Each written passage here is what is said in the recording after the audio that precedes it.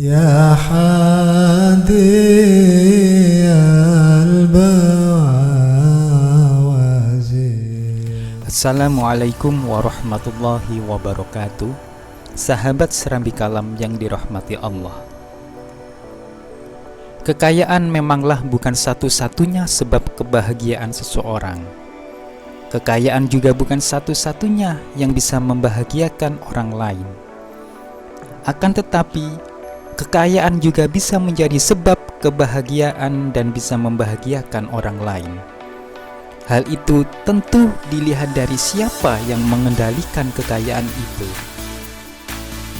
Jika kekayaan itu dikendalikan oleh orang yang tamak, maka sudah bisa dipastikan kekayaan itu tidak akan mengalir kepada orang lain. Akan tetapi apabila kekayaan itu dikendalikan oleh orang yang benar-benar baik, niscaya kekayaan itu bisa mengalir kepada orang lain yang membutuhkannya. Sebagaimana dalam sebuah kisah yang sangat menarik, sepasang suami istri yang bisa mengendalikan kekayaannya. Yuk kita simak kisah selengkapnya hanya di Serambi Kalam. Tapi sebelum melanjutkan kisah selengkapnya, silakan subscribe dan share ya, agar kita sama-sama mendukung channel ini dengan menebar kebaikan dakwah Islam. Dan jangan lupa aktifkan tombol loncengnya agar sahabat semua tidak ketinggalan kisah Islami inspiratif lainnya. Tonton sampai selesai ya. Di zaman Nabi Musa alaihissalam, ada sepasang suami istri yang hidup dengan penuh kemiskinan. Namun mereka menghadapinya dengan penuh kesabaran. Suatu ketika, tatkala mereka beristirahat, sang istri bertanya kepada suaminya, "Wahai suamiku, bukanlah Musa adalah seorang nabi yang bisa berbicara dengan Tuhannya, yaitu Allah?" Lalu sang suami menjawab, "Ya, benar." Sang istri berkata lagi, "Kenapa kita tidak pergi saja kepadanya untuk mengaduhkan kondisi kita yang penuh dengan kemiskinan dan memintanya agar ia berbicara kepada Rabb-Nya, agar dia menganugerahkan kepada kita kekayaan?" Akhirnya mereka mengadukan kemiskinannya itu kepada Nabi Musa alaihissalam. Lalu Nabi Musa bermunajat menghadap Allah Subhanahu wa ta'ala dan menyampaikan keadaan keluarga tersebut. Allah Subhanahu wa ta'ala pun berfirman kepada Musa, "Wahai Musa, katakanlah kepada mereka, Aku akan memberikan kepada mereka kekayaan, tetapi kekayaan itu aku berikan hanya 1 tahun, dan setelah 1 tahun akan aku kembalikan mereka menjadi orang miskin kembali." Lalu Nabi Musa menyampaikan kepada mereka bahwasannya Allah telah mengabulkan permohonan mereka dengan syarat kekayaan itu hanya 1 tahun lamanya. Mereka menerima kabar tersebut dengan penuh kebahagiaan dan penuh kegembiraan.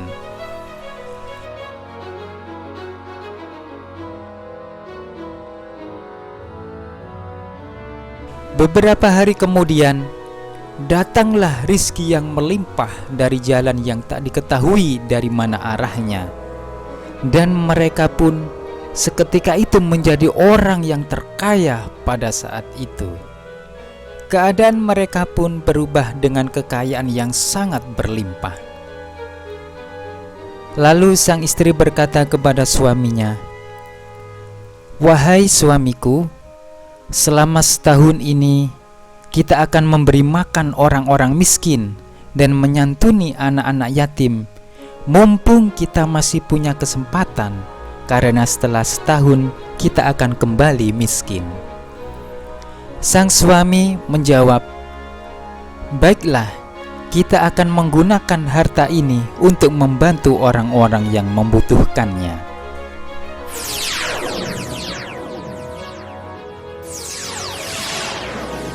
Kemudian mereka membantu orang-orang yang membutuhkan dan membangun tempat-tempat singgah para musafir, serta menyediakan makan gratis bagi orang yang membutuhkan. Setelah 1 tahun berlalu, mereka masih tetap sibuk menyediakan makanan sampai mereka lupa bahwasannya sudah setahun lebih mereka menjadi orang kaya. Dan mereka pun lupa bahwa akan kembali menjadi orang miskin setelah 1 tahun.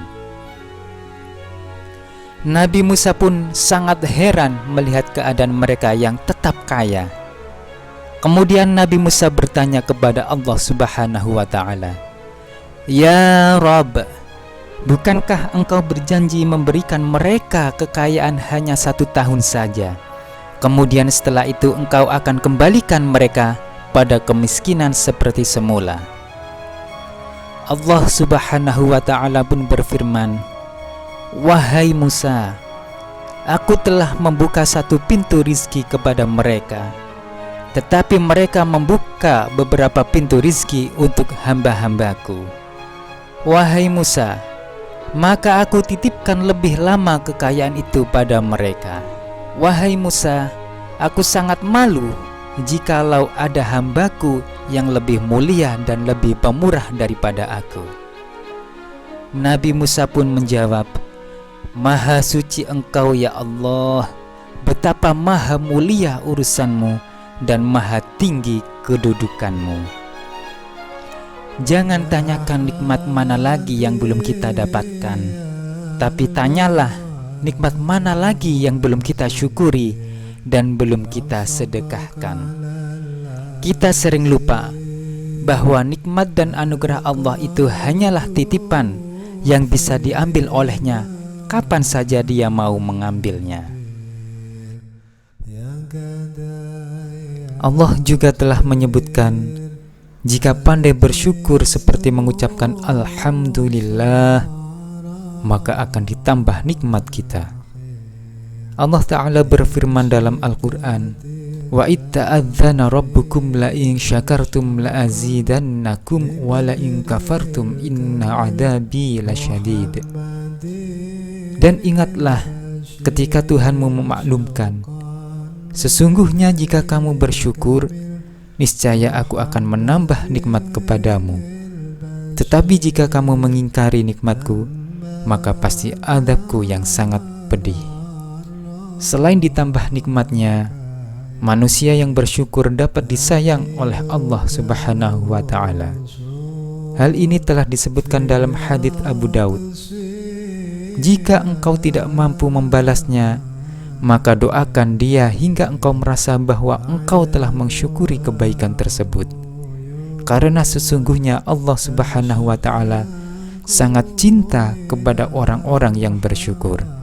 Hadits riwayat Abu Daud. Mensyukuri nikmat Allah juga akan diampuni dosa-dosanya. Hal ini berdasarkan hadits riwayat Hakim dan Baihaqi. Rasulullah SAW bersabda, Allah Subhanahu wa ta'ala tidak memberi suatu nikmat kepada seorang hamba kemudian ia mengucapkan Alhamdulillah, kecuali Allah Subhanahu wa ta'ala menilai ia telah mensyukuri nikmat itu. Apabila dia mengucapkan Alhamdulillah yang kedua, maka Allah Subhanahu wa ta'ala akan memberinya pahala yang baru lagi. Apabila dia mengucapkan Alhamdulillah untuk yang ketiga kalinya, maka Allah Subhanahu wa ta'ala mengampuni dosa-dosanya. Hadits riwayat Hakim dan Baihaqi. Demikianlah sebuah kisah yang sangat menarik, syarat dengan makna dan keteladanan. Semoga kita semua tergolong hamba-hamba Allah Subhanahu wa ta'ala yang amanah dengan segala titipan harta yang dikaruniakan Allah Subhanahu wa ta'ala kepada kita. Dan semoga kita semua tergolong hamba-hamba Allah yang dirindukan oleh surganya. Amin ya rabbal alamin. Wassalamualaikum warahmatullahi wabarakatuh.